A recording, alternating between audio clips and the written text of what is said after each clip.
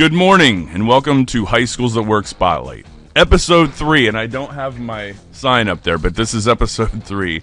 High Schools at Work Spotlight, a show that focuses on how to be successful by interviewing staff and students, sharing strategies and tips on how to become more successful in life in and outside of school. And my special guest is Mrs. Lake, one of my favorite people in the whole world. Welcome, Mrs. Lake. Oh, thank you, Mr. Griffin. Yeah. Are we ready? Well, yeah. I mean, I asked you, as always, to talk about things that would make high school students be successful, and you've been around this school for a while, and I mean, if you want to talk about that too, you can. But what do you think about students need to know about being successful? Well, I think they need to know that they have to set goals.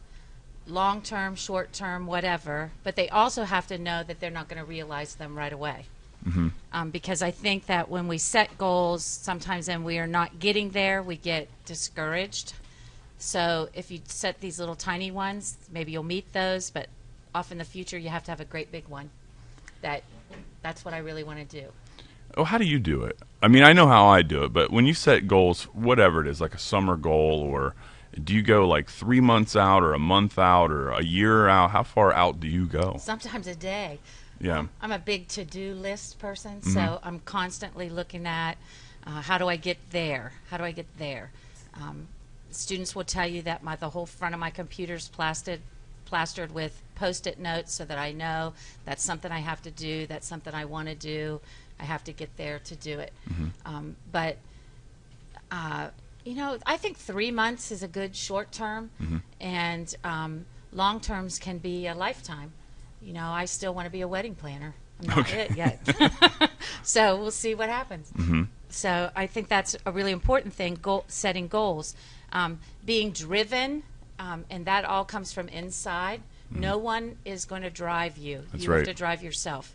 So that's really, really important to keep looking at how you're going to do that. How are you going to make that little inner thing drive you?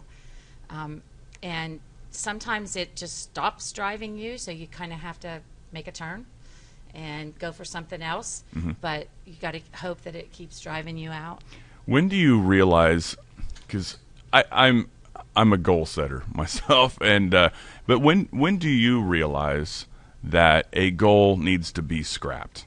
In other words, it's just not happening. I mean, when do you do that? When's the right time to scrap a goal?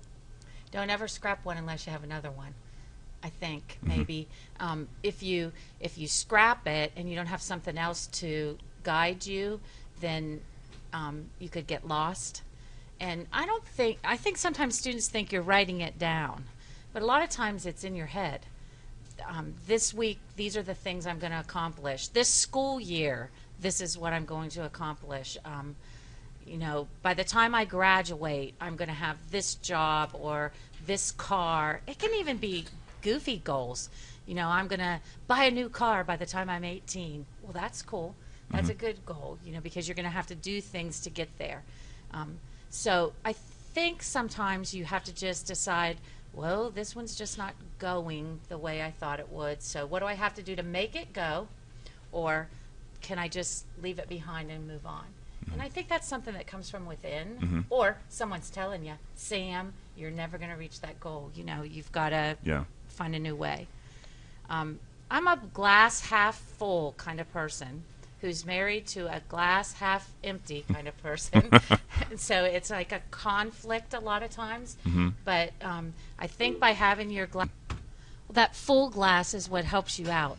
If it's half full, you're thinking about how am I going to get there the rest of the way, and you still have something to drink. You're still doing something to help you get yourself going. Mm-hmm. And the last thing I think about is being fearless. You can't be afraid of what takes you in another direction, or you can't be afraid of change. That's right. Change is really good most of the time.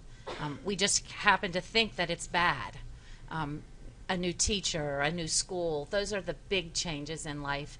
But even just little things kind of keep you going. And you said, I've been here for a long time. I have. Over 30 years I've worked here. And every day, every week, every year, I learn something new. And most of it I embrace. Sometimes I fight, but most of the time I try to embrace change. And you asked me about change, and on my way here I was thinking about the fact that in February I went to my uncle's 90th birthday.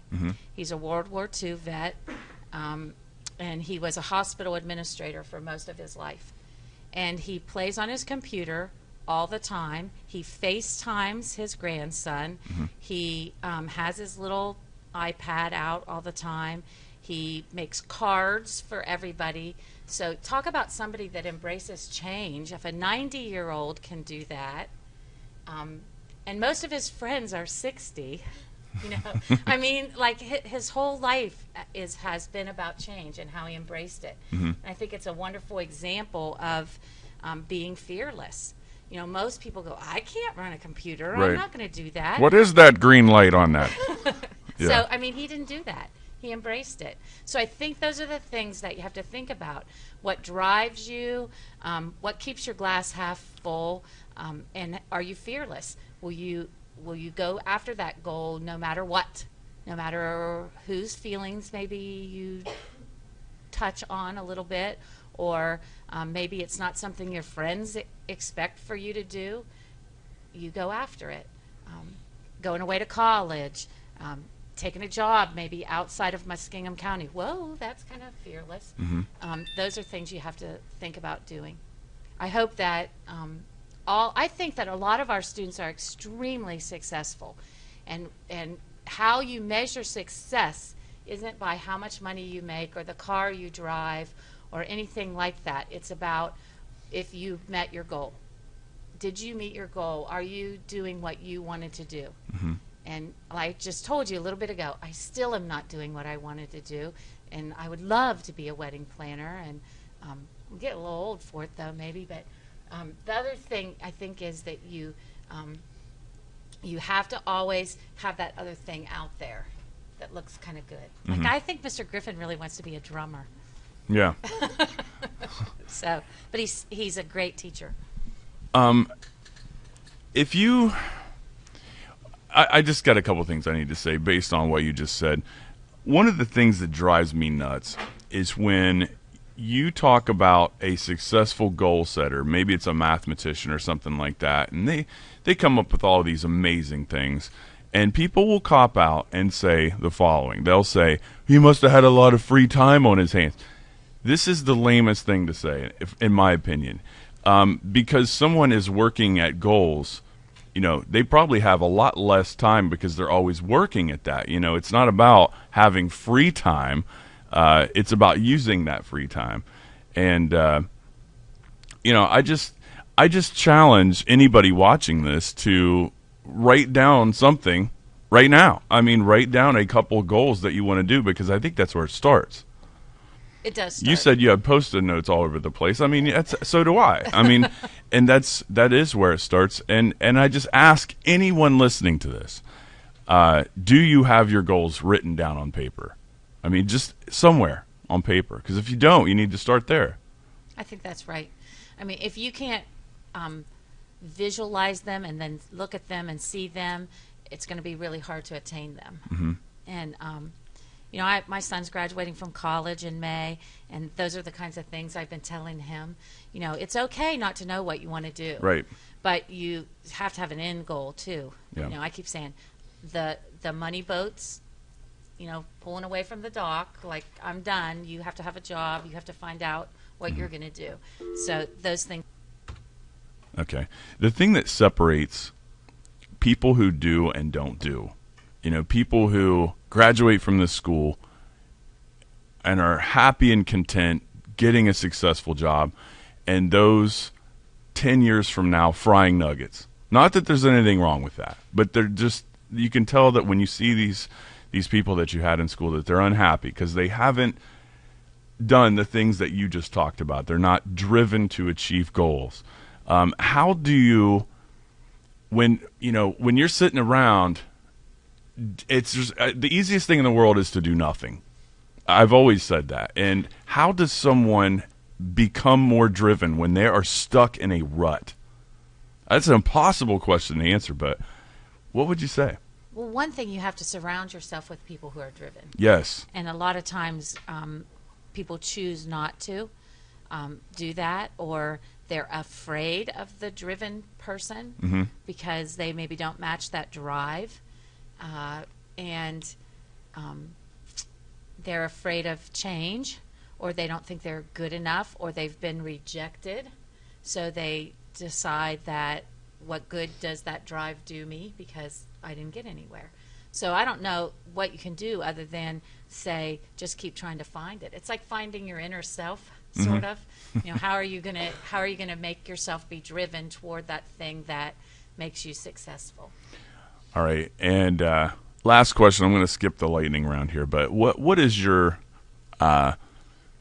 the one sentence, if you could make a poster and put it on the wall, best one sentence piece of advice for students?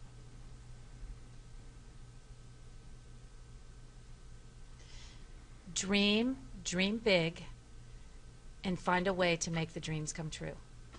Very good. Thank you, audience, for being here today. I really appreciate it. Thank you, Mrs. Lake, for being here. Sorry I didn't shake your hand the first time. You're That was a welcome. good handshake. You should shake her hand because she knows how to shake a hand. Guys, High Schools at Work Spotlight number 3. Thank you very much. I'll talk to you soon.